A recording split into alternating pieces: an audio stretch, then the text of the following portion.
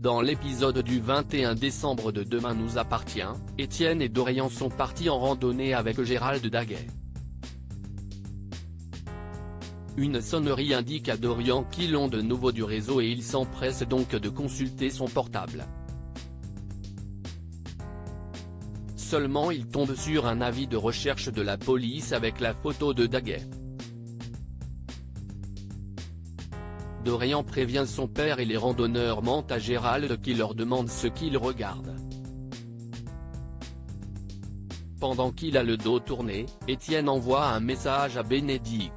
Cette dernière va au commissariat pour prévenir Martin, qui lui assure qu'ils vont localiser son mari et son fils. Ces derniers sont toujours en pleine nature et Étienne profite que Gérald se soit éloigné pour tenter d'alerter les secours, mais il manque de réseau. Alors qu'il consulte une nouvelle fois la vis de recherche de Daguet, ce dernier arrive et sort un couteau pour menacer Étienne. Mais Dorian le surprend par derrière en l'assommant avec une grosse branche. Le père et le fils tentent de s'enfuir en courant mais Daguet finit par les rattraper. Bien qu'il soit armé d'un couteau, Étienne arrive à se battre contre lui et à prendre le dessus. Alors qu'il s'apprête à lui fracasser la tête avec une pierre, Martin et Sarah arrivent pour arrêter Daguet. Le père et le fils retrouvent Bénédicte, ravis de voir que sa famille est saine et sauve, tandis que Martin et Sarah interrogent Daguet au commissariat. Ce dernier finit par avouer avoir tué Flamand bien qu'il ne l'ait pas prémédité. Martin lui annonce la sentence, il est accusé de meurtre et de double tentative d'homicide sur John. Ailleurs à 7, Mona entend Sylvain réserver une table au restaurant de Tristan, au Mad Alex. Quand il commence à décrire une des recettes, Mona est outrée car il s'agit d'un de ses idées, postées sur Instagram quelques semaines auparavant. Qui a cambriolé les Brunet.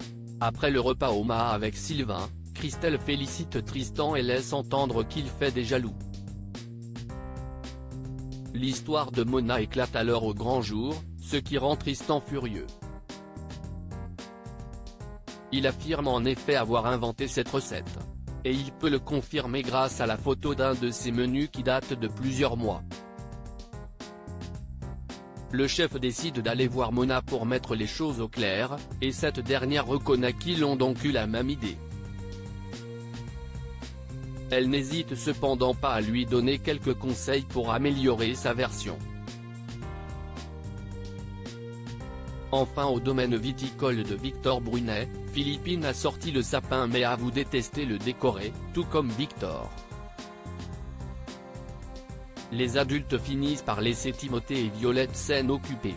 Après quelques applications mathématiques, le sapin est terminé et satisfait tout le monde.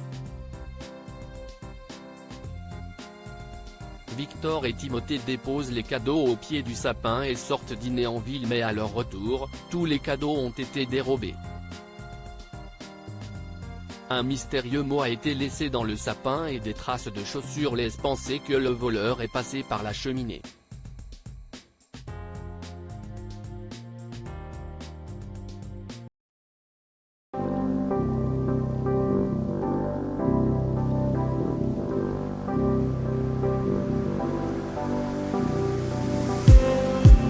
Just need some